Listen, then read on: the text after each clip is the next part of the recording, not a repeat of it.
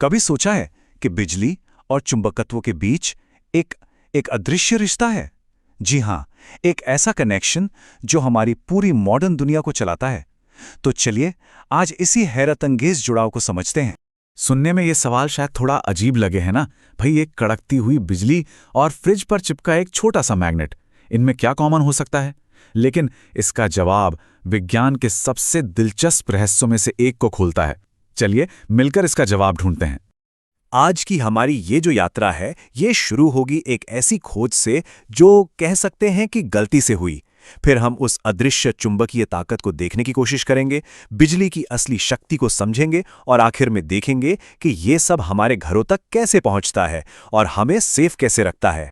तो कहानी शुरू होती है लगभग 200 साल पहले, एक ऐसी घटना से जिसका किसी को कोई अंदाजा नहीं था। बस एक छोटी सी चिंगारी जिसने हमारी दुनिया को हमेशा हमेशा के लिए बदल दिया। साल था 1820। एक वैज्ञानिक थे, हैंस क्रिश्चियन ऑस्टर्ड, जो एक एक्सपेरिमेंट कर रहे थे। तभी उन्होंने कुछ बहुत अजीब देखा। जैसे ही उन्होंने एक तार में बिजली का स्विच ऑन किया, पास में रखा हुआ कंपास हिलने लगा। बस यही वो पल था, पहली बार इंसानियत को ये पक्का सबूत मिला कि बिजली और चुंबकत्व ये दो अलग अलग चीजें नहीं हैं, बल्कि एक ही कहानी के दो हिस्से हैं। तो ये तो साफ हो गया कि बिजली एक चुंबकीय असर पैदा करती है, पर सवाल ये है कि यह असर आखिर दिखता कैसा है? इस अनदेखी ताकत को हम महसूस कैसे करें, उसे विजुअलाइज कैसे करें? इसको ऐसे समझिए कि हर चुंबक के चारों ओर एक अदृश्य बुलबुला होता है, एक इनविजिबल फील्ड। इसी बुलबुले के अंदर उसकी ताकत काम करती है, जिसे हम चुंबकीय क्षेत्र या मैग्नेटिक फील्ड कहते हैं। ये एक ऐसा बल है जिसे हम देख नहीं सकते, पर इसकी अपनी एक ताकत और एक खास दिशा होती है। और अब देखिए असली जादू। क्या हम इस अदृश्य क्षेत्र को देख सकते हैं? बिल्कुल। अगर हम एक चुंबक के पास लोहे का बुरादा बिखेर दें तो वो खुद ब खुद इन खूबसूरत घुमावदार लाइनों में सज जाता है। यही लाइनें उस चुंबकीय क्षेत्र का नक्शा हैं। इन लाइनों के बिना अपने कुछ पक्के नियम होते हैं। ये हमेशा नॉर्थ पोल से निकलती हैं, घूमकर साउथ पोल में वापस चली जाती हैं, और ये कभी एक दूसरे को काटती नहीं, मतलब क्रॉस नहीं करती। और एक और मजेदार बात, जहां ये लाइनें एक दूसरे के बहुत पास पास होती हैं, वहीं पर चुंबक की ताकत सबसे ज्यादा होती है।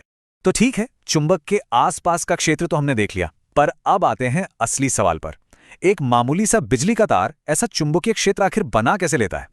जरा सोचिए, जब बिजली एक सीधे तार से गुजरती है तो वो अपने चारों तरफ गोल गोल चुंबकीय लहरें बनाती है, बिल्कुल वैसे ही जैसे शांत पानी में पत्थर फेंकने से गोल गोल लहरें बनती हैं।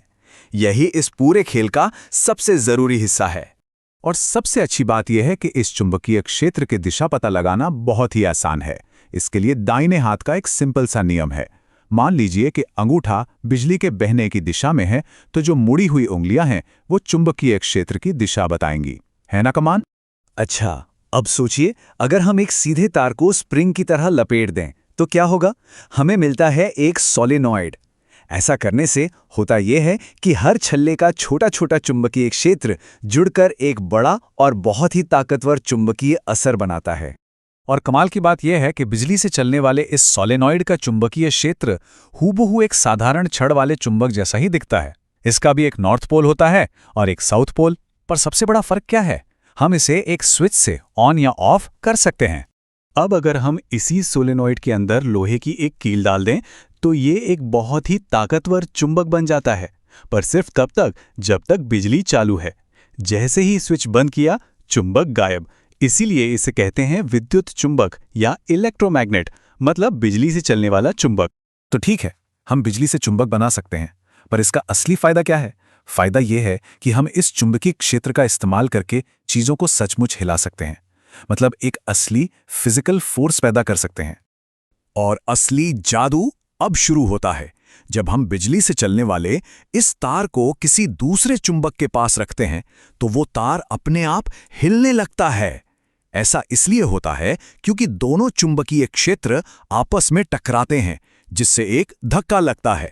इस धक्के की दिशा पता करने के लिए हम फ्लेमिंग के बाएं हाथ के नियम का इस्तेमाल करते हैं।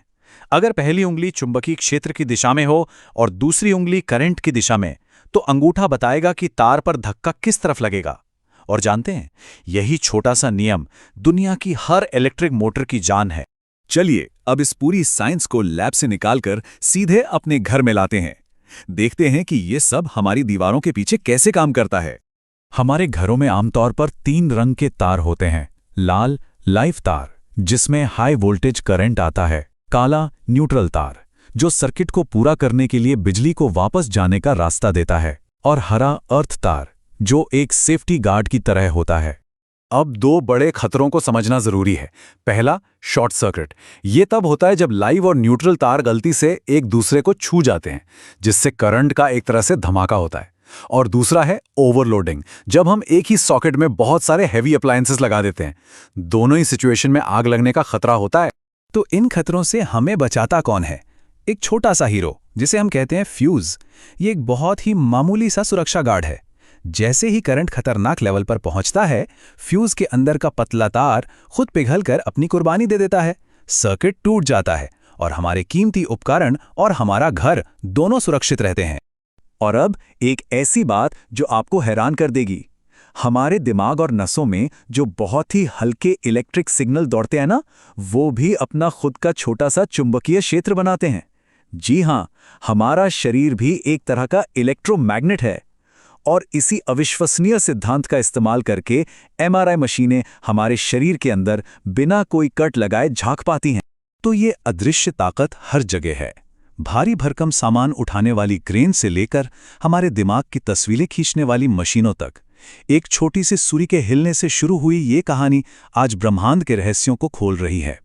सवाल अब ये है कि इस जादुई शक्ति का इस्तेमाल करके हम और आप मिलकर अगला क्या बनाएंगे।